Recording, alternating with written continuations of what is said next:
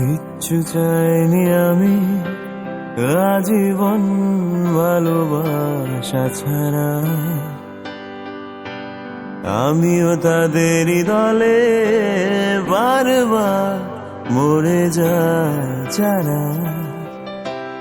না না, কিচ্ছু চাইনি আমি আজীবন ভালোবাসা ছাড়া, আমিও তাদেরই দলে বারবার মরে যায় যারা।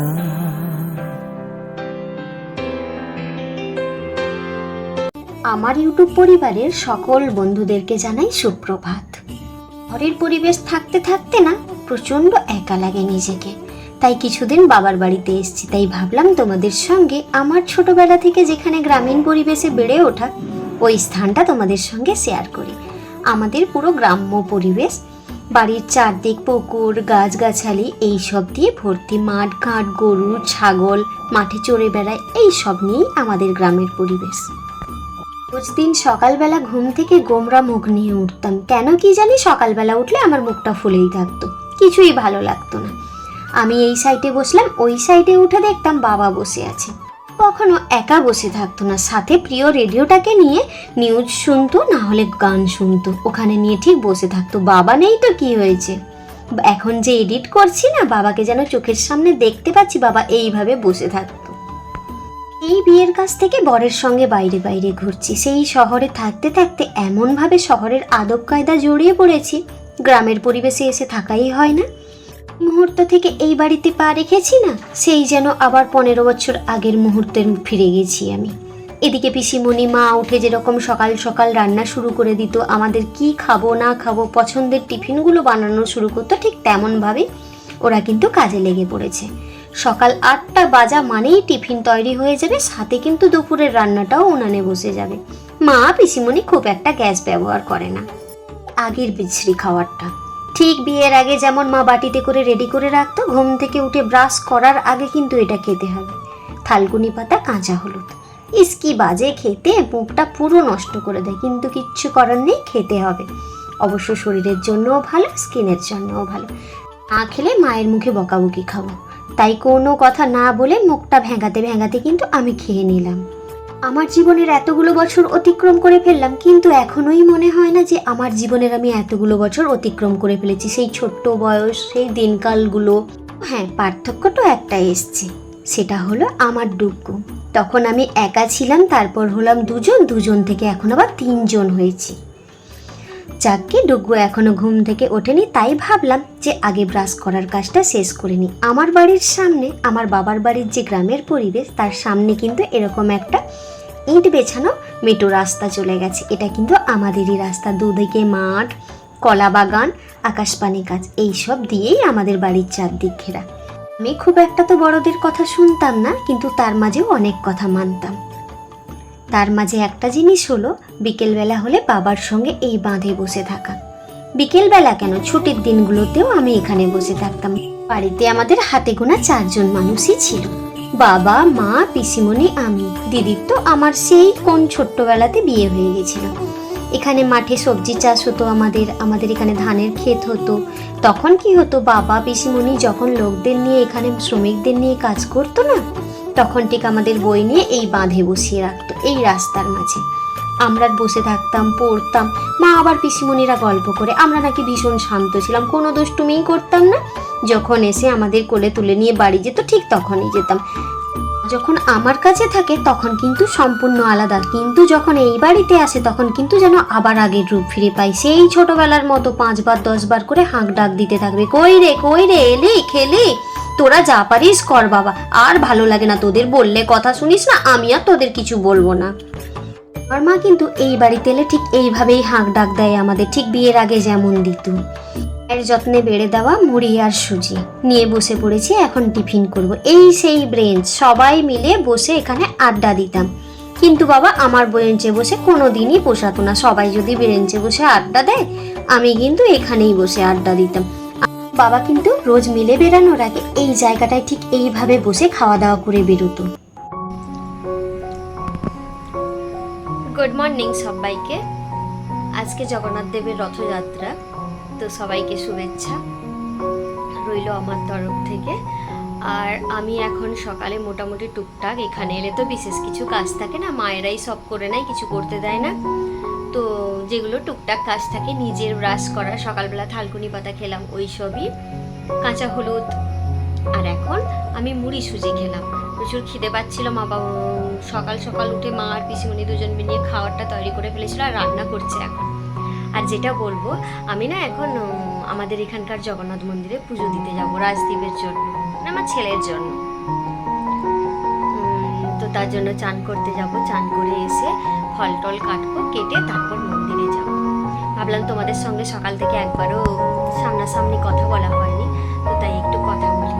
আর এখনো কিন্তু আমার খাবারটা শেষ হয়নি, ভুলে যাই সব কথা, তার জন্য আগে ভাবলাম না কাজটা শেষ করে নিই। আর আজকে না সকালবেলা প্রচুর রোদ্দুর হয়েছিল, এখন আবার না মেঘলা মেঘলা, এখানে পুরো রোদ, মানে রোদ উঠেছিল, এখন আবার দেখছি একদমই রোদ নেই, মেঘলা মেঘলা হয়ে গেছে। এদিকে এসে দেখি টাইম কলে জল এসছে। এই সব সুবিধা বাবা আমাদের আগে ছিল না। পুকুর ছিল, বাবা বহুবার নল বসানোর চেষ্টা করেছে, কিন্তু প্রচুর নোনা জল, ও আর হয়ে ওঠেনি। তাই বহু দূর থেকে মা পিসিমণি জল কলসিতে জল বয়ে নিয়ে আসতো। আর জলটা ছাড়া এই পুকুরটা যে দেখালাম, আমাদের বাড়ির কিন্তু 3টে পুকুর 3 দিকে আছে, ওইগুলোই আমাদের কিন্তু সাহারা ছিল। বাবাকে হারানোর পর মাকে এখন আমাদের কাছেই রাখি, কিন্তু বাড়ির চারদিকটা সবুজে সবুজ হয়ে গেছে। কিছু ঘাস এমন হয়েছে যে বাড়ির চারদিক পাই রাখা যায় না, তাই একজন কাকুকে ঠিক করা হয়েছে, ওনাকে দিয়ে ঘাস টাসগুলো একটু পরিষ্কার করিয়ে নেওয়া হয়েছে। এই যে ছোট বাচ্চা, ইনি হলেন ডুক্কু, প্রচুর দুষ্টুমি করেন, এনাকে আমি সামলাতেই পারি না। এখন আমার আর এক সন্তানের পালা, এনাকে আমি এইবার কিন্তু প্রথম এখানে নিয়ে এসেছি।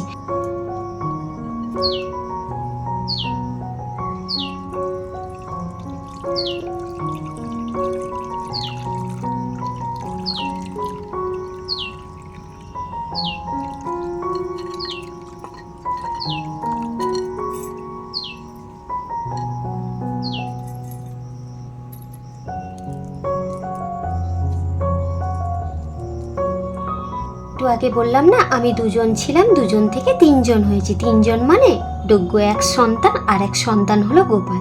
গোপালকে জবে থেকে নিয়ে এসেছি, আমার 3য় সন্তান বলেই আমি মানি। সেই আমার যত্নের জায়গা, যেখানে এলে আমায় কোনো কিছুই করতে হয় না, মা পিসিমণি তুলোই মুড়ে রাখে। ভাগ্যিস গোপাল ছিল, তাই গোপাল সেবাটুকু তো অন্তত করতে পারলাম।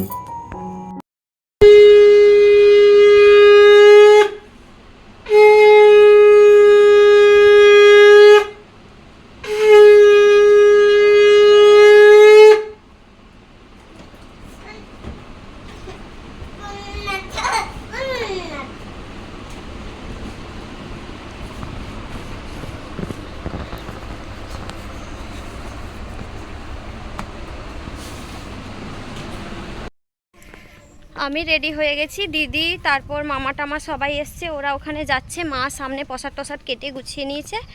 এই তো আমি এখন বেরিয়ে যাচ্ছি।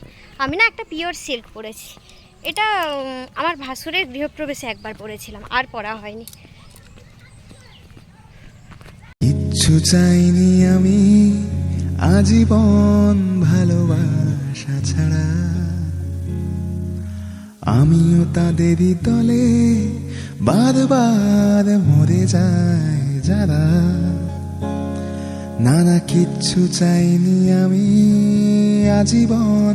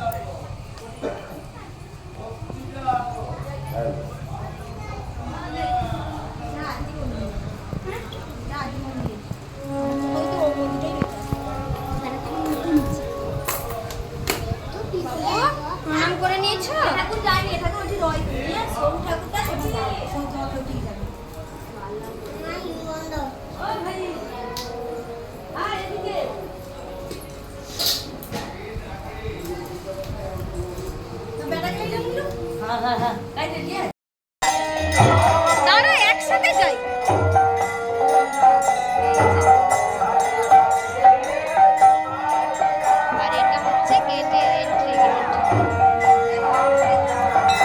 এই সেই রথ, বাহিরের ঐতিহাসিক রথ। রথ এখন সাজানোর কাজ চলছে। দুপুর প্রায় এখন 12:30। আমরা পুজো দিয়ে দিয়েছি, এখন আমরা বাড়ি যাব। আমরা অটোতে করে সবাই এসেছিলাম, মামা মামি মা, শুধু পিসিমণিই আসতে পারেনি, আর পাশের বাড়ির দিদি, অনেকজন মিলেই এসেছিলাম। এই যে জগন্নাথ মন্দির আমাদের বাহিরের, এর অনেক বড় ঐতিহাসিক রহস্য আছে। আজ না হয় থাক, কোনো একদিন শুধু জগন্নাথ মন্দিরের সম্বন্ধে না হলে তোমাদের সঙ্গে শেয়ার করব, যদি অবশ্যই তোমরা জানতে চাও।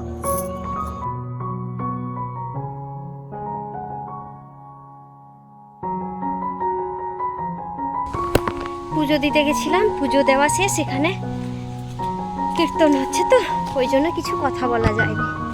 আমাদের এটা নামকরা বাহিরের জগন্নাথ টেম্পল। তো সেখান থেকে দাদাদের পাশের বাড়ির দাদার টোটোতে গেছিলাম আমরা, টোটোতে করে সবাই এলাম, মামা মামি বোন, আমরা সবাই গেছিলাম। মামারা আজকে সকালেই এসছে, এই রথ বলেই এসছে, অনেক বছর রথ দেখেনি এখানকার। তো প্রচুর রোদ, এই যে দেখো সূর্যি মামার তাপ প্রচুর পুড়িয়ে দিচ্ছে। রথের দিন বৃষ্টি হওয়ার কথা, বৃষ্টি হওয়ার নাম নেই। আর এই জুয়েলারি সেটটা না আমি নতুন কিনেছি, অনেক দিন হলো, মাস 5 হলো, কিন্তু আজকে সৌভাগ্য হলো এই শাড়িটার সাথে পরার। কেমন লাগছে জানিও। আমি কি না একটু ছবি তুলতে ব্যস্ত ছিলাম, সবাই আমাকে ছেড়ে পালিয়ে এসে এখানে খেতে বসে পড়েছি। এই যে সেই গোজা মুগ, এর জন্য কত মারামারি না ছোটবেলায় করেছি। বাবা আবার বিকেলবেলা এই মুগের প্রসাদটা না খেয়ে কিন্তু মিলে যেতই না। আগে বলতো ভালো করে ফল দিয়ে মাখা, তারপর খাবো, তারপর আমি কিন্তু যাব। আর মা কাঁধি থেকে গোটা কাঁঠাল একটা নিয়ে এসেছিল, ওটাকে ছাড়াতে বসে পড়েছে। আর এখন না প্রচুর গরম, দুপুরবেলা আমি আজকে ঘরের ভেতরে খেতে বসছি। প্রচুর গরম, 47 ডিগ্রি যদি টেম্পারেচার হয়, এসিতে থাকা মানুষ কি আর বেঁচে থাকে? ভাবছি একটু বাইরে বেরিয়ে গাছের তলায় বসবো। এই বাচ্চাটা না প্রচুর জ্বালাচ্ছে, প্রচুর মানে সেটা আর বলতেও পারবো না, গরমের জন্য না কিসের জন্য কি জানি।